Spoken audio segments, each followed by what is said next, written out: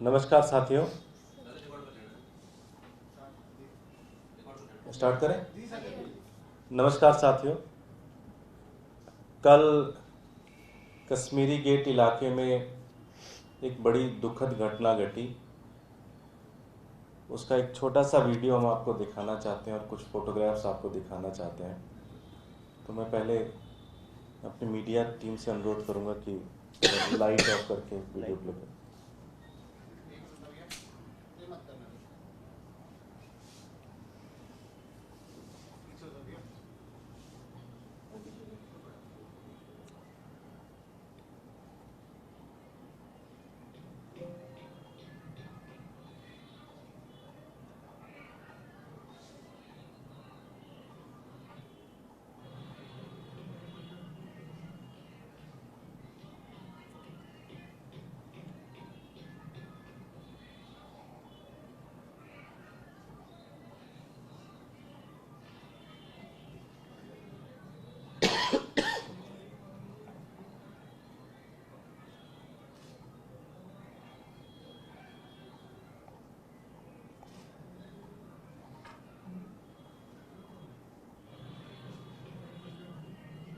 ये वीडियो है जो कल बिल्डिंग गिरी है।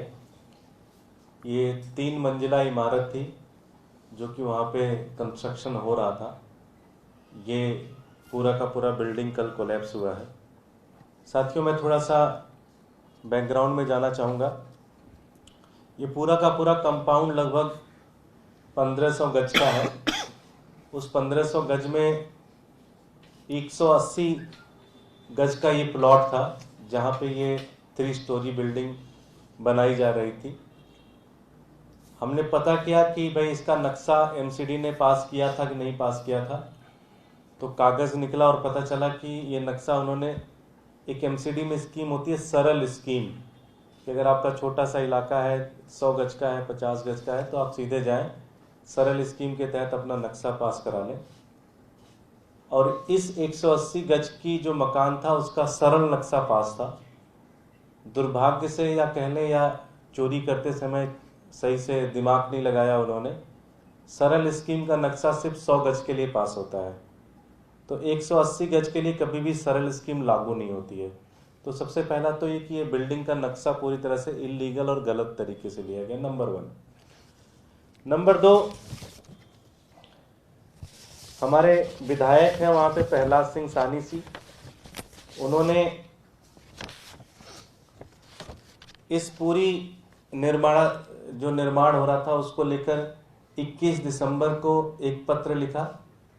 पत्र में उन्होंने कमिश्नर को, पत्र में उन्होंने मेयर को, पत्र में उन्होंने सबको इन्फॉर्म किया कि ये बहुत गलत तरीके से और कानून के अकॉर्डिंग ये निर्माण नहीं चल रहा है, इसके खिलाफ कार्रवाई की जाए और इसको सही तरीके से बनवाया जाए। 21 दिसंबर को एक लेटर लिखा उन्होंने। फिर उन्होंने 8 दिसंबर को कमिश्नर साहब को व्हाट्सएप पे मैसेज किया जिसका उन्होंने रीड किया, डबल टिक आए। 8 तारीख को किया, 9 तारीख को किया। उसके बाद उन्होंने 2 और पत्र लिखे। 8 फरवरी को पत्र लिखा, 9 फरवरी को पत्र लिखा और उन्होंने सारी जानकारी, और बाद में उन्होंने तो एलजी को भी पत्र लिखा। 9 दिसंबर का पत्र उन्होंने एलजी साहब को भी लिखा कि ये बहुत गलत तरीके से निर्माणाधीन हो रहा है और इसमें किसी की भी जान जा सकती है, किसी भी की हताहत होने की संभावना है। तो इसका मतलब कि एमसीडी को पता था, एमसीडी के मेयर को पता था, एमसीडी के पार्षद को पता था कि यहाँ पे गलत तरीके से निर्माण हो रहा है। फिर इसके खिलाफ कार्रवाई क्यों नहीं हुई? सिंपल सी बात है, पैसे खाए इन्होंने। पैसे खाने के कारण इन्होंने इस निर्माणाधीन के ऊपर कोई भी कार्रवाई नहीं की। सबसे पहला पॉइंट, आप कह सकते हो कि गलत कंप्लेन हमारे किसी एमएलए ने किया, हो सकता है आप कह सकते हो, मैं एग्री भी हो सकता हूँ कि भाई कंप्लेन बड़ी फ्रिवलेस सी थी, कंप्लेन में कोई दम नहीं था। लेकिन सच्चाई तो है कि आपने सरल स्कीम के तहत इस नक्शे को पास कराया और सरल स्कीम कहता है कि 100 गज से ज़्यादा की ज़मीन पे आपका सरल स्कीम लागू नहीं होता। तो 180 गज पे आपने सरल स्कीम का नक्शा कैसे पास हुआ? इसका मतलब कि नक्शा पास करने में ही बिल्डर ने भारतीय जनता पार्टी के नेताओं को पैसा खिलाया। निर्माण शुरू होने के बाद जब 4-4 कंप्लेन हमारे लोकल एमएलए ने की है उस बिल्डिंग को लेकर, उसके बाद भी अगर कार्रवाई नहीं हुई है तो इसका मतलब कि ऊपर से नीचे तक पूरे सिस्टम को पैसे खिलाए गए हैं। मैं एक ही प्रश्न पूछना चाहता हूं और मैं भारतीय जनता पार्टी के अध्यक्ष श्री आदेश गुप्ता जी से पूछना चाहता हूं कि वो कृपया करके इसके ऊपर स्पष्टीकरण दें। मुझे लगता है ये उनकी नैतिक जिम्मेदारी बनती है कि एक मकान जिसका नक्शा इल्लीगल तरीके से पास हुआ, जिसका निर्माण इल्लीगल तरीके से हो रहा है,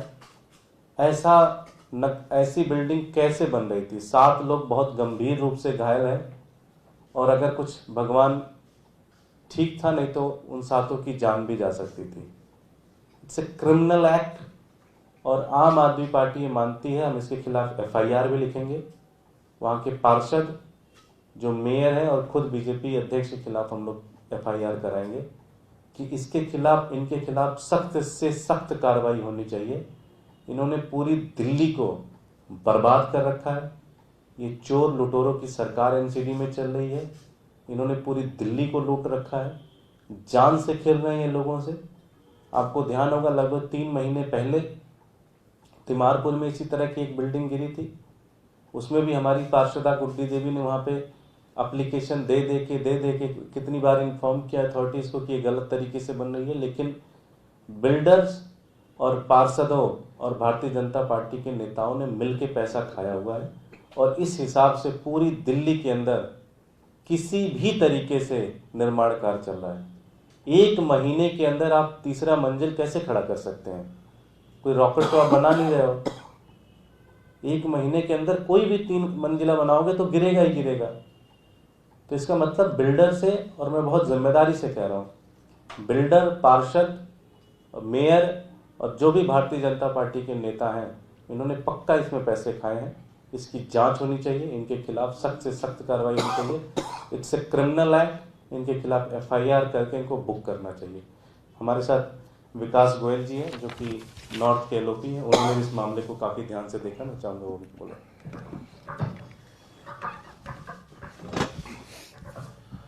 नमस्कार साथियों, जैसे भी दुर्गेश भैया ने बताया, इसका नक्शा सरल स्कीम में पास हुआ है और सरल स्कीम में जो नक्शा पास कराया गया है वो सिर्फ 85 गज का पास कराया है। इन्होंने वहाँ बताया कि सिर्फ 85 गज जगह है जो नक्शा पास हुआ है और वास्तव में जगह 180 गज है। जब भी कोई बिल्डिंग बननी शुरू होती है, वहाँ पे अगर एक रिक्शा ईंट भी उतर जाती है तो जेई 10 मिनट बाद वहाँ पहुँच जाता है। तो जब 85 गज का नक्शा पास है और 180 गज जगह वहाँ पर कंस्ट्रक्शन हो रही है, तो ऐसा तो हो नहीं सकता कि वहाँ के जेई को, एई को, पार्षद को, मेयर को पता ना चला हो। तो यहीं पर सब साफ हो जाता है कि किस तरह इसमें करप्शन है। दूसरा, ये आज पहला हादसा नहीं है। जैसे अभी भैया ने बताया मलकागंज में हुआ, उससे पहले सावर पार्क में हुआ, 4 लोगों की जान चली गई थी।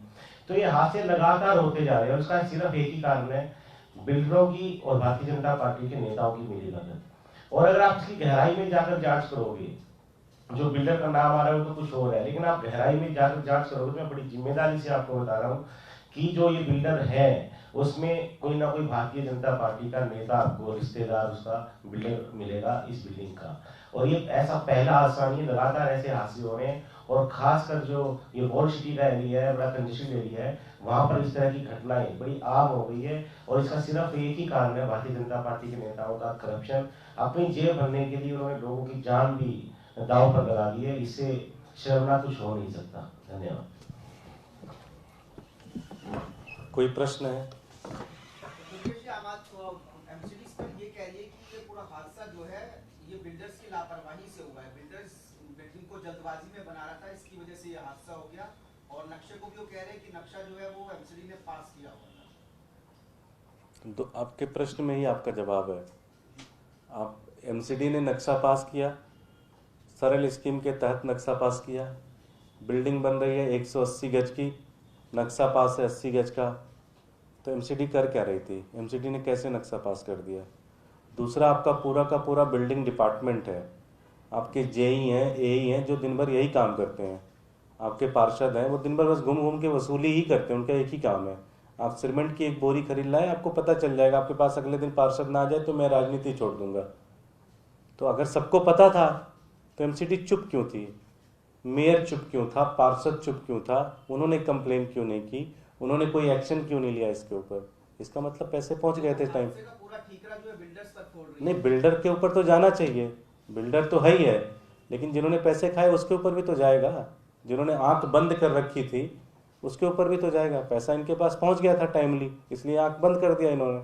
अब इनको नहीं पता था भाई 100 बिल्डिंगें बनती है, जरूरी नहीं कि सारी गिर जाती हैं, एक गिर गई तो फंस गए बेचारे, 99 तो ठीक तरीके से हो जाती है ना। कहा ये भी जा रहा है जो बिल्डर है वो मार्केटपुर में आके दोस्त भी। मैं आपको कह रहा हूँ, जैसे विकास जी ने कहा कि सारे रिश्तेदार ही होंगे इनके, बीजेपी वालों के सारे रिश्तेदार हैं, जितनी भी ज़मीनें बेची जा रही है, जितने भी स्कूल बेचे जा रही है, वो सारे बीजेपी के नेताओं को बेची जा रही है।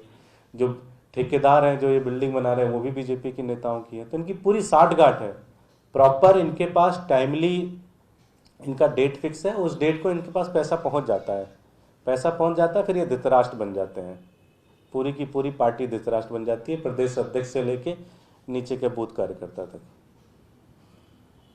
कोई और प्रश्न? Thank you.